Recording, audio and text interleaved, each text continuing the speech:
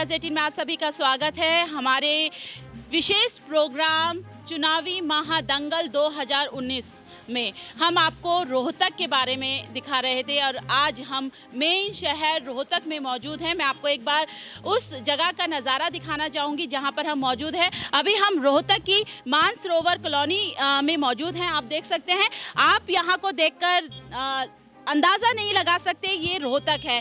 कहीं ना कहीं ये दिल्ली जैसा यहाँ पर लग रहा है। बिल्कुल पॉश इलाका है। मैं अपने कैमरामैन से गुजारिश करूँगी कि वो पूरे इलाके का एक बार नज़ारा दिखाएं कि किस तरीके से यहाँ पर जो पूरी कॉलोनी यहाँ पर बसी हुई है, बहुत प्लानिंग के साथ इस कॉलोनी को बसाया गया है। आप देख सकते हैं यहाँ पर लंबी सड़कें, बहुत प्यारी सड़कें हैं।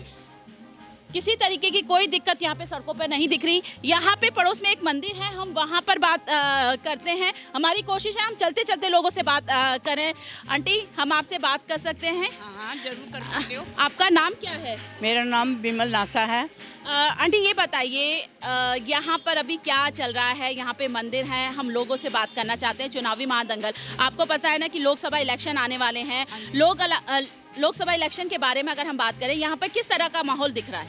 यहाँ का माहौल बहुत अच्छा है और यहाँ मंदिर की बात कर रहे हो तो सत्संग हो रहा है।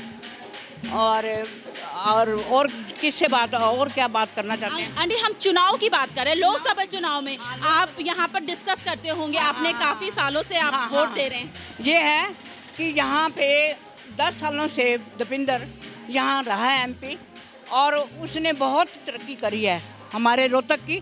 और उसने ऐसे ऐसे हाईवे बनाए हैं कि पानीपत और रोहतक से 2 घंटे लगते थे, अब 1 घंटे का रास्ता हो गया है। और दिल्ली का भी ऐसे ही किया है, 50 मिनट में ही पहुंच जाते हैं हम। और इतनी तरक्की करी है। पहले हमारी दीपेंद्र के होते हमारी कभी लाइट नहीं गई। तो आंटी, अगर इस बार की बात करें तो आपको क्या लगता है कि इस बार आप किसको वोटिंग करने वाली हैं? मैं दीपेंद्र को ही देंगे, क्योंकि उसने बहुत ही सुधार किया है रोहतक का। और उसने रोहतक का नक्शा ऐसा बदला है कि पहचानने में नहीं आता। अगर हमारे दिल्ली से कोई भी आता है तो वो पहचानते हैं, कहते रोहतक इतना बढ़िया बना दिया। तो ये सारी दीपेंद्र का कमाल है। हमारी सपनों के सरकार है जी। साड़ी जिहड़ी सरकार हैगी है ਉਹ ਹੈਗੀ ਹੈ ਜੀ ਜਿਵੇਂ ਹੁੱਡਾ ਸਰਕਾਰ ਸੀਗੀ। ਉਹਨਾਂ ਨੇ ਇਸ ਹਰਿਆਣਾ ਦੇ ਵਿੱਚ ਬਹੁਤ ਜ਼ਿਆਦਾ ਤਰੱਕੀ ਕੀਤੀ ਹੈ। ਮੇਰੀ ਸ਼ਾਦੀ ਹੋਏ 29 ਸਾਲ ਹੋ ਗਏ ਨੇ। ਮੈਂ ਪਾਨੀਪਤ ਤੋਂ ਮੇਰੀ ਸ਼ਾਦੀ ਇੱਥੇ ਰੋਹਤਕ ਹੋਈ ਸੀ। ਲੇਕਿਨ ਦੇਖੋ ਉਦੋਂ ਸੜਕਾਂ ਦੀ ਕੀ ਹਾਲਤ ਸੀ ਤੇ ਅੱਜ ਕੀ ਹਾਲਤ ਹੈ। ਪਹਿਲੇ ਆਉਣ 'ਚ ਪਾਨੀਪਤ ਤੋਂ ਰੋਹਤਕ ਆਉਣ 'ਚ ਸਾਨੂੰ 2 ਘੰਟੇ ਲੱਗ ਜਾਂਦੇ ਸੀ, ਹੁਣ ਅਸੀਂ 1 ਘੰਟੇ 'ਚ ਆਰਾਮ ਨਾਲ ਪਹੁੰਚ ਜਾਂਦੇ ਹਾਂ। ਤੇ ਬਹੁਤ ਹੀ ਤਰੱਕੀ ਕੀਤੀ ਉਹਨਾਂ ਨੇ। ਇੰਨੇ ਕਾਲਜ ਬਣਾ ਦਿੱਤੇ ਰੋਹਤਕ ਸ਼ਹਿਰ ਦੇ ਵਿੱਚ। ਹਰਿਆਣਾ ਦੀ ਬਹੁਤ ਜ਼ਿਆਦਾ ਤਰੱਕੀ ਕੀਤੀ ਹੈ ਉਹਨਾਂ ਨੇ। दीपेंद्र जी ने जी बहुत तरक्की की। इत्थे एजुकेशन हब बनाया हरियाणा दे विच उन्होंने। रोहतक दे विच स्पैशली मैडिकल कॉलेज इन्ने बन गए ने, एम्स बन गए ने, सड़कों का सुधार हो गया है। मैं यहीं रोहतक से बिलोंग करती हूँ, तो मुझे अपने बचपन का टाइम याद है जब हमारे यहाँ फ्लड आया था तो पूरा रोहतक पानी से भरा हुआ था। एक कहीं से भी पानी के निकलने के कोई सीवरेज सॉल्यूशन नहीं था। पर जब जैसे दीपेंद्र सरकार है, ये जी हमारे दीपेंद्र जी हैं, इनके टाइम में रोहतक की सड़कों पे इतना अच्छा सुधार हुआ, इतनी अच्छी सीवरेज सॉल्यूशन हुआ कि आज रोहतक में कहीं पर भी पानी नहीं भरता है। तो हम चाहते हैं कि हमारा नेता ऐसा ही हो जो ऐसी हमारी बेसिक प्रॉब्लम्स हैं इनको दूर करे। नहीं, दीपेंद्र जी हैं जो बनने चाहिए आगे, क्योंकि अब जैसे पहले बिजली नहीं जाती थी, अब बिजली की बहुत प्रॉब्लम आ रही है। जैसे कल भी मतलब बहुत 7-8 घंटे लाइट नहीं थी, बहुत लाइट गई थी। आज भी लाइट नहीं है घर पर। तो पहले लाइट की कोई प्रॉब्लम नहीं थी इतने टाइम से, क्योंकि मेरी शादी को भी 19 साल हो गए हैं, तब तक लाइट का कोई वो नहीं था। अब लेकिन लाइट जा रही है। हम चाहते हैं कि दोबारा दीपेंद्र हुड्डा जी आएँ, क्योंकि पहले था कि जाम की समस्या रहती थी हमेशा ही, जिसमें ये लेडीज़ की चेन स्नैचिंग या कुछ भी पर्स कुछ भी खींचा जाता था। उन्होंने इतने फ्लाईओवर्स बना दिए, ये जाम की समस्या को ख़त्म कर दिया। हम दोबारा चाहते हैं कि दोबारा दीपेंद्र जी आएँ। बच्चों को जो एजुकेशन दी जाती है बच्चे पढ़ लेते हैं, बट जो सरकार जो भी आए, चाहे दीपेंद्र जी की आए, चलो दीपेंद्र जी की भी सरकार आए, जो बच्चों को आगे जॉब मिले तो उसमें कोई भेदभाव नहीं होना चाहिए। क्योंकि जो पहले SC BC ये कोटे रखे जाते हैं और जो फिर और दूसरे बच्चे हमारे पंजाबियों के बच्चे हैं वो पीछे रह जाते हैं, उनको जॉब में आगे नहीं किया जाता। पहले ये कोटा आ जाता है, बाद में जनरल या फिर रैंक का चक्कर पड़ जाता है। कई बच्चे इंटेलिजेंट होते हुए पीछे रह जाते हैं, उनको नहीं दी जाती जॉब। तो मैं ये ऐसा चाहूँगी कि जो भी आए सरकार, दीपेंद्र जी की आए या जैसे भी, लेकिन बच्चों का एजुकेशन वाइज उनका पूरा ध्यान रखा जाए और उनको जॉब आगे जो उनका फ्यूचर सिक्योर हो जाए। हाँ, दीपेंद्र जी बहुत पढ़े लिखे हैं और आजकल की जनरेशन के हैं, तो आजकल की जनरेशन के लिए बहुत कुछ कर सकते हैं। इसलिए हम चाहते हैं कि आजकल की जनरेशन के लिए तो ख़ास तौर से दीपेंद्र हुड्डा जी आने चाहिए। मेरा फर्स्ट ईयर है, मतलब मैं 19 की हुई हूँ अभी, तो मैं फर्स्ट टाइम वोट देने जा रही हूँ। किस तरीके की सरकार और किस तरीके का नेता चाहते हैं?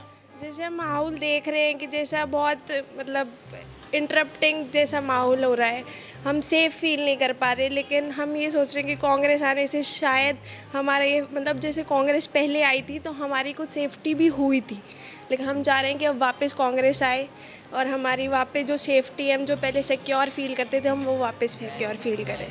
ਅਸੀਂ ਲੋਕ ਸਭਾ ਇਲੈਕਸ਼ਨ ਦੇ ਵਿੱਚ ਦीपेंद्र ਹੁੱਡਾ ਜੀ ਨੂੰ ਚਾਹੁੰਦੇ ਹਾਂ। ਜਿਸ ਤਰ੍ਹਾਂ ਬਹਾਦਰਗੜ੍ਹ ਤੱਕ ਮੈਟਰੋ ਆ ਗਈ ਹੈ, ਸਾਡੇ ਰੋਹਤਕ ਦੇ ਵਿੱਚ ਵੀ ਮੈਟਰੋ ਆਉਣੀ ਚਾਹੀਦੀ ਹੈ ਤਾਂ ਕਿ ਸਾਨੂੰ ਇਹ ਸੁਵਿਧਾ ਮਿਲ ਸਕਣ, ਅਸੀਂ ਵੀ ਦਿੱਲੀ ਆਰਾਮ ਨਾਲ ਪਹੁੰਚ ਸਕੀਏ। 3-3 ਘੰਟੇ ਲਗਾ ਦੇਣੇ ਦਿੱਲੀ ਜਾਣ ਤੱਕ, ਸਾਨੂੰ ਬਹੁਤ ਟਾਈਮ ਲੱਗ ਜਾਂਦਾ ਹੈ। हाँ, ਹੁਣ तो बहुत लाइट जाती पई है और बिजली की बड़ी प्रॉब्लम हो रही है और पानी की बड़ी प्रॉब्लम हो रही है और इत्थे दे हुण सारी कोई औरत सेफ्टी नहीं है क्योंकि ਉਹਦੀ ਚੇਨਾਂ ਵੀ ਖਿੱਚੀਆਂ ਜਾਂਦੀਆਂ ਨੇ ਤੇ ਉਹ ਹੁਣ ਆਪਣਾ ਪਰਸ ਵੀ ਨਹੀਂ ਲੈ ਸਕਦੀਆਂ ਕਿ ਉਹ ਵੀ ਖਿੱਚੇ ਜਾਂਦੇ ਨੇ ਤੇ ਪੁਲਿਸ ਕੋਈ ਕੰਮ ਨਹੀਂ ਕਰਦੀ ਪਈ। ਅੱਗੇ ਹੁੱਡਾ ਦੀ ਸਰਕਾਰ ਦੇ ਵਿੱਚ ਪੁਲਿਸ ਬਹੁਤ ਅਲਰਟ ਸੀ और सारे काम करती सी, ਹੁਣ ਤੇ साड़ी सेफ्टी बिल्कुल नहीं रही।